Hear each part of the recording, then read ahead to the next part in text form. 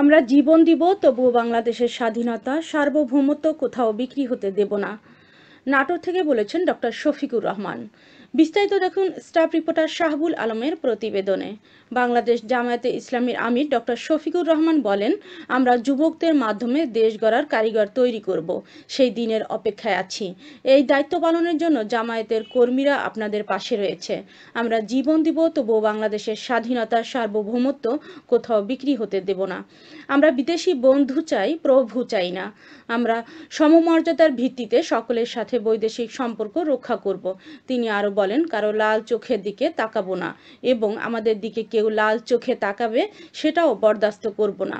আমরা পিণ্ডির হাত থেকে মুক্তি হয়েছি, অন্য কোনো স্থানে বন্দী হওয়ার জন্য নয়। মনে হচ্ছে সত্যিকারের একটা স্বাধীন দেশের নাগরিক হওয়ার জন্য। বাংলাদেশকে একটা সাম্যর বাংলাদেশ গড়তে চায় তারা। তিনি আজ শুক্রবার নাটোরে নবাব সিরাজ উদ্দৌলা সরকারি কলেজ মাঠে জামায়াতের কর্মী সম্মেলনে এসব কথা বলেন। জেলা জামায়াতের আমির অধ্যাপক ডক্টর মীর নুরুল ইসলামের সভাপতিত্বে সম্মেলনে অন্যান্যদের মধ্যে বক্তব্য রাখেন জামায়াতের ইসলামের সহকারী সেক্রেটারি জেনারেল মাওলানা রফিকুল ইসলাম খান, জামায়াতের কেন্দ্রীয় কার্যনির্বাহী পরিষদের সদস্য অধ্যক্ষ শাহাবুদ্দিন মুবারক হোসেন সহ বিভিন্ন জেলা থেকে আসা নেতাকর্মীরা। আমরা আমাদের সন্তানদেরকে যে শিক্ষা দেব, এই শিক্ষা এমন শিক্ষা হবে না যে শিক্ষা শেষে এক টুকরা বেহুদা কাগজ নিয়ে বের হয়ে আজকে এই অফিস, কালকে ওই অফিস, আজকে কালুর দরবারে, কালকে মামার দরবারে ঘোরাঘুরি করবে, একটা কাঙ্ক্ষিত চাকরি তার কপালে জুটবে না, এমন শিক্ষা আমরা চাই না। সেই শিক্ষা হাতে নিয়ে তারা বের হবে, যেই শিক্ষায় থাকবে মমত্ববোধ, দেশাত্মবোধ, মানুষের প্রতি প্রেম, ভালোবাসা, শ্রদ্ধা, যেই শিক্ষা মানুষকে মানুষ হতে শিখাবে এবং দুনিয়ার উন্নত বিজ্ঞান, প্রযুক্তি, হিকমা তার হৃদয়ের গভীরে স্থান পাবে, সেই উন্নত শিক্ষা হাতে নিয়ে বের হওয়ার আগেই তার হাতে কাজ, উপযুক্ত কাজ পৌঁছে যাবে ইনশাআল্লাহ। আমরা যুবকদের হাতকে দেশ গড়ার কারিগরের হাতে পরিণত করবো ইনশাআল্লাহ। সেই দিনের অপেক্ষায় আমরা আছি। প্রিয় দেশবাসী, এই দায়িত্ব পালন করার জন্য বাংলাদেশ জামাত ইসলামীর কর্মীরা আজকে আপনাদের পাশে দাঁড়িয়ে প্রস্তুত। আমাদের লক্ষ লক্ষ কর্মী আজকে আওয়াজ তুলে বলছে, জীবন দেব কিন্তু দেশের স্বাধীনতা সার্বভৌমত্ব কোথাও বিক্রি হতে আর দেব না। আমরা বিদেশে বন্ধু চাই, কোনো প্রভু চাই না। আমরা সমমর্যাদার ভিত্তিতে সকলের সাথে বৈদেশিক সম্পর্ক রক্ষা করব। কারো লাল চোখের দিকে আর আমরা তাকাবো না, এবং আমাদের দিকে কেউ লাল চোখ তুলে তাকাক সেটাও আমরা বরদাস্ত করব না। আমরা পিণ্ডির হাত থেকে মুক্ত হয়েছি অন্য কোনো জায়গায় বন্দী হওয়ার জন্য নয়, বরঞ্চ সত্যিকারের একটা স্বাধীন দেশের নাগরিক হওয়ার জন্য। বাংলাদেশ জামাত ইসলামী সেই বৈষম্যহীন মানবিক সাম্যের বাংলাদেশ গড়তে চায়। দফায় দফায় ক্ষমতায় যারা এসেছেন, জনগণের আমানতের খেয়ানত তারা করেছে।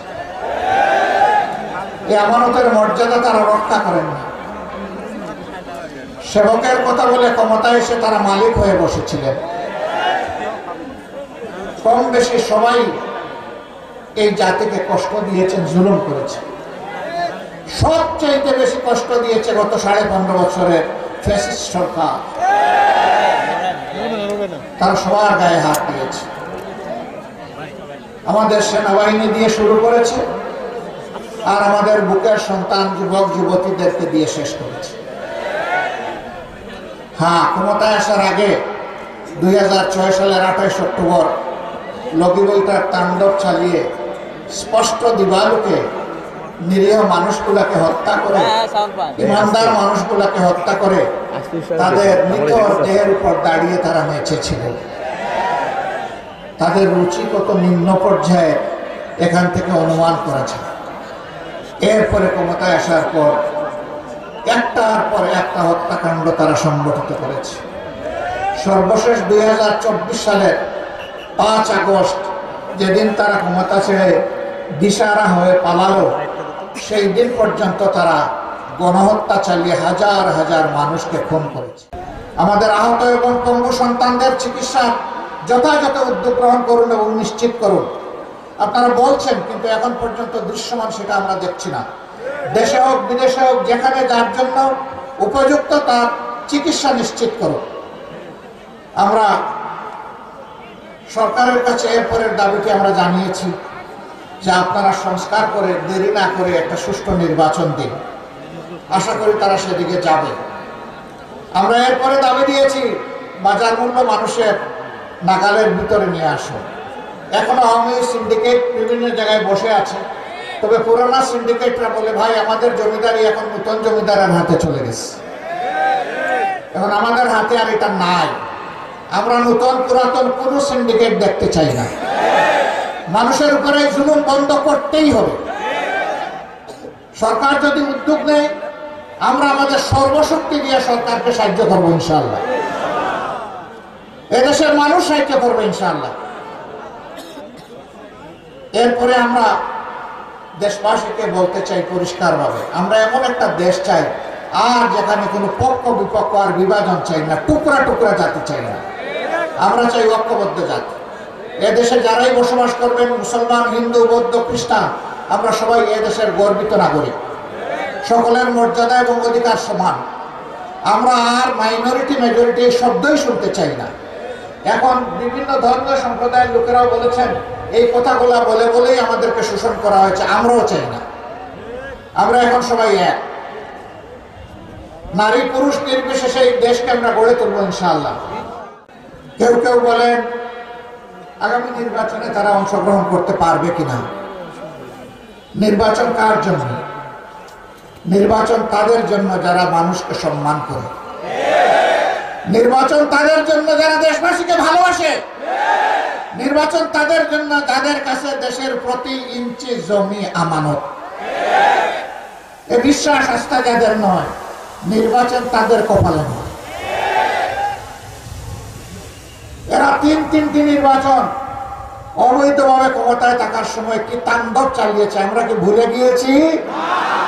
যারা নির্বাচনেই বিশ্বাস করে না তাদের আবার কিসের নির্বাচন? আগামীতে আমরা চাই জরুরি, অতি জরুরি সংস্কারগুলো সাধন করে বর্তমান সরকার একটা সুষ্ঠু নির্বাচন দিয়ে তারা যার যার জায়গায় চলে যায়। এই নির্বাচনে জনগণ যাকে ভালোবাসে, যার উপরে আস্থা রাখতে পারবে, যাদেরকে দেশের দায়িত্বটা দিলে তারা দেশের মানুষকে সম্মান করবেন, ভালোবাসবেন। দেশের মানুষের আমানত শ্বশুর বাড়ির নিয়ামত মনে করবেন না। প্রতিটি আমানতের পাই পাই হিসাব রাখবেন। চুরি করে দেশের সম্পদ বিদেশে পাচার করবেন না, যেমনটি গত 15.5 বছরে করা হয়েছে। বিভিন্ন সংস্থার হিসাব অনুযায়ী বিদেশে পাচারকৃত অর্থের পরিমাণ হচ্ছে 26 লক্ষ কোটি টাকা।